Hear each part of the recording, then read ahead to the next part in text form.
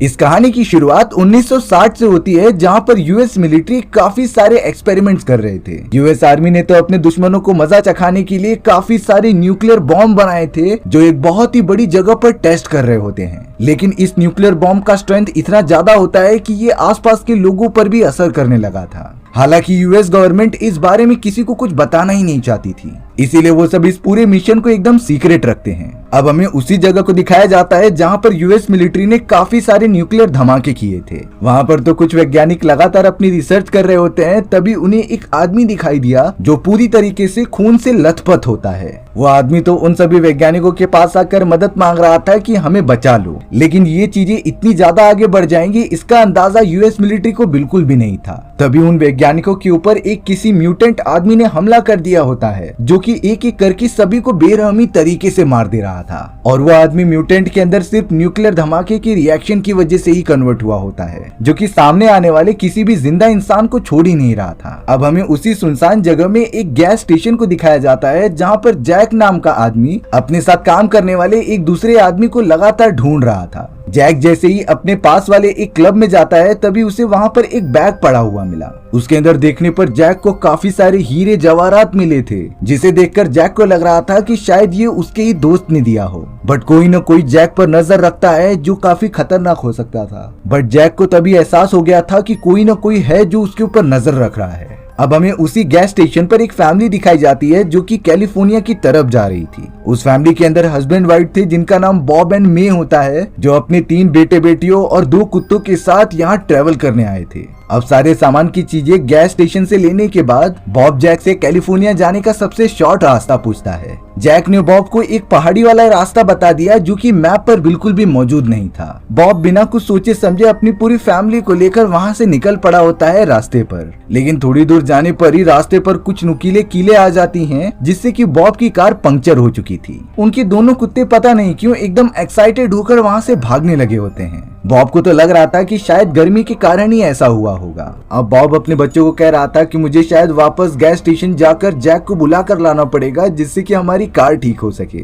Bob की बड़ी बेटी कैथरीन, जिसके हस्बैंड का नाम लिन था, वो उस जगह से दूसरी तरफ चला जाता है, जिससे कि वो कुछ मदद लेके आ सके। बॉब का सबसे छोटा बेटा, जिसका नाम डक था, वो अपने दोनों कुत्तों को संभाल रहा होता है, जो कि पहाड़ी की तरफ भागते हैं। डक तो लगातार उन्हें बचाने के लिए पहाड़ी वाले इलाकों के कोने में जाता रहता है, लेकिन उसने सामने देखा कि उसके एक कुत्ते को किसी ने जान से मार दिया है। अब डक कुछ समझ पाता इससे पहले उसका पैर फिसल गया और वो एक पहाड़ी के कोने के अंदर गिर चुका था। डक के पास तो एक लड़की आती है, जिसका नाम रूबी था। रूबी तो बाकी इंसानों जैसी बिल्कुल भी नहीं लग रही थी। उसका चेहरा काफी ज्यादा म्यूटेटेड होता है। रूबी ऊपर की तरफ देखते रहती है, जहाँ पर एक म्यूटेंट आदमी उसके कुत्ते को खा रहा था। दरअसल ये म्यूटेंट आदमी रूबी का भाई होता है, जो न्यूक्लियर धमाके के अंदर इन्फेक्टेड हो गया और अब ये मुर्दाखोर बन चुका है। वहीं दूसरी तरफ लिन लगातार चलते हुए एक बंजर इलाके में पहुंच गया था, जहां काफी सारी कार्स रखी गई होती हैं। वो जगह तो बहुत ही ज्यादा अनजान लग रही थी। बॉब भी अब वापस गैस स्टेशन में आ जाता है, जिससे कि वो कुछ मदद ले सके। बॉब जब जैक को ढूंढते हुए सिक्योरिटी सेंटर के अंदर चला गया, तब उसकी आंखें खुली की खुली रह गई, क्योंकि उस जगह की दीवारों पर अजीब तरीके के पोस्टर्स लगे होते हैं, जिनमें लोग लगातार म्यूटेंट्स बनते जा रहे थे। बॉब को तो ये भी पता चल गया था कि इस पूरी जगह पर गवर्नमेंट ने न्यूक्लियर बॉम्ब के काफी सारे ब्लास्ट किए थे, जिससे कि उनका रिएक्शन होने के कारण अभी भी यहाँ पर इन्फेक्टेड लोग रहते हैं। बॉब ने तो एक बॉक्स खोला, जिसके अंदर किसी इंसान का कटा हुआ कान मौजूद था, इसीलिए अब वो उस गैस स्टेशन से बाहर निकल जाता है, जिसके एक छोटे से चैम्बर में जैक मौजूद था। बॉब जब जैक के पास जाता है तो जैक ने काफी पी रखी होती है, बट अगले ही मोमेंट में जैक ने एक गन निकाली और खुद के ही दिमाग को शूट कर लिया। बॉब के लिए ये बहुत ही खतरनाक मंजर होता है, इसीलिए वो तुरंत ही डर के मारे कार में चला आया था, जिससे कि वो अपने फैमिली वालों के पास वापस जा सके। बट शायद ये बॉब की आखिरी रात हो सकती है, क्योंकि कार के ठीक पीछे एक और म्यूटेंट बैठा हुआ होता है, जिसने कि बॉब पर हमला करके उसे काफी ज्यादा घायल कर दिया था। अब वहाँ रूबी, जो कि इन्फेक्टेड थी, वो डक को लगातार प्रोटेक्ट कर रही होती है। तभी उस जगह पर डक की थोड़ी सी बड़ी बहन ब्रेंडा आ जाती है, इसीलिए रूबी वहाँ से चली गई थी और ब्रेंडा डक को लेकर वापस कार के पास आ जाती है।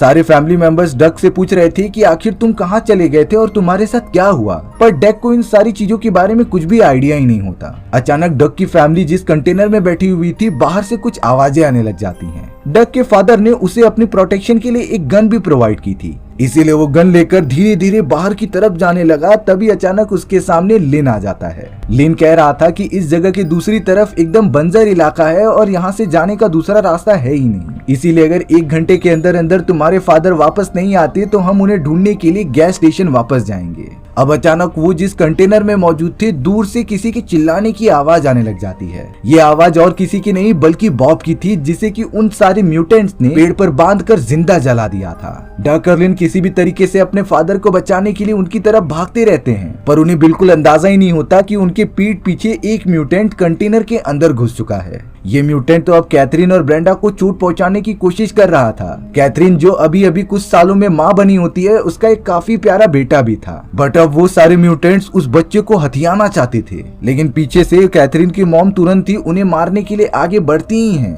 तभी उनमें से एक म्यूटेंट ने अपनी गन निकाली और कैथरीन की मॉम को शूट कर दिया। वो तुरंत ही गिरकर मारी गई। कैथरीन भी बहुत ज्यादा गुस्सा होकर म्यूटेंट्स पर हमला करने जाती है, लेकिन म्यूटेंट्स इतने ज्यादा आदमखोर थे कि उन्हें किसी को मारने का गम भी नहीं होता। इसीलिए अब उस खतरनाक म्यूटेंट ने कैथरीन को भी गोली मारकर वहां खत्म कर दिया। वहां बॉब जलकर पूरी तरीके से खत्म हो गया था। अब बहुत ही ज्यादा निराश होकर डक और लिन जब कंटेनर के पास आते हैं, तब लिन ने देखा कि उसकी वाइफ अब मर चुकी है। डक भी अपने मॉम एंड डैड की मौत के बाद काफी ज्यादा गुस्सा हो चुका था। वो तो एक ही पल में अनाथ हो गया। डक का अब एक ही मकसद होता है कि वो किसी भी तरीके से अपने मॉम एंड डैड की मौत का बदला ले और उन म्यूटेंट्स को खत्म कर दे। लेकिन लिन डक को रोकता है कि ये समय अच्छा नहीं है वहाँ जाने का, क्योंकि वो म्यूटेंट्स अभी इस वक्त काफी ज्यादा खतरनाक हैं और इस तरीके से उनके सामने जाना मौत को दावत देने के बराबर था। उन सभी म्यूटेंट्स के जाने के बाद लिन को वहाँ पर एक वॉकी टॉकी मिलता है और इसका एक दूसरी जोड़ी म्यूटेंट्स के पास मौजूद थी। इसीलिए लिन और डक ने डिसाइड किया कि वो अपने कुत्तों की मदद से म्यूटेंट्स को ढूंढेंगे और उन्हें तड़पा तड़पा कर जान से मार देंगे।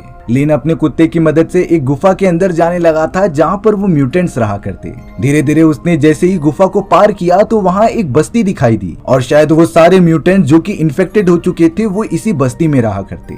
डक तो लगातार उन सभी म्यूटेंट्स के लिए जाल बिछा रहा होता है जिससे कि वो उन्हें एक एक करके खत्म कर दे। दरअसल बात ये थी कि लिन का जो बच्चा था उसे उन्हीं म्यूटेंट्स ने उठाकर अपने बस्ती में ला दिया है, इसीलिए अब किसी भी तरीके से वो अपने बच्चे को हासिल करना चाहता था। लिन तो अब उन म्यूटेंट्स की बस्ती के अंदर घुसकर हर घर में चेक कर रहा होता है कि उसकी बेटी कहाँ पर मौजूद है। तभी उसे अपनी बच्ची दिखाई देती है और वो बड़ी सावधानी से घर के अंदर घुसता है। लिन के सामने तो एक बहुत ही मोटी लेडी मौजूद थी जिसे कि ग्रैंड मामा कहा जाता था। लिन बड़े सावधानी से उससे बचते हुए आगे बढ़ रहा था, पर उस लेडी ने लिन को देख लिया, जो उसके ऊपर हमला करके उसे मारकर बेहोश कर देती है।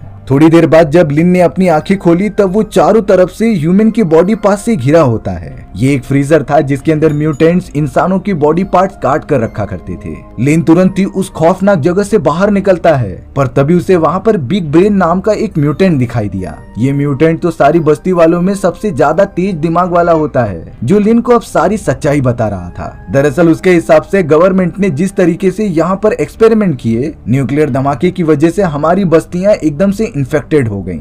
गवर्नमेंट ने तो हमारी मदद करने के बजाय हमें यहीं पर कैद करके रख दिया और अब बस्ती का हर एक आदमी इन्फेक्शन होने के कारण काफी ज्यादा म्यूटेट हो चुके हैं और खाना न मिलने के कारण वो आदमखोर बन चुके थे।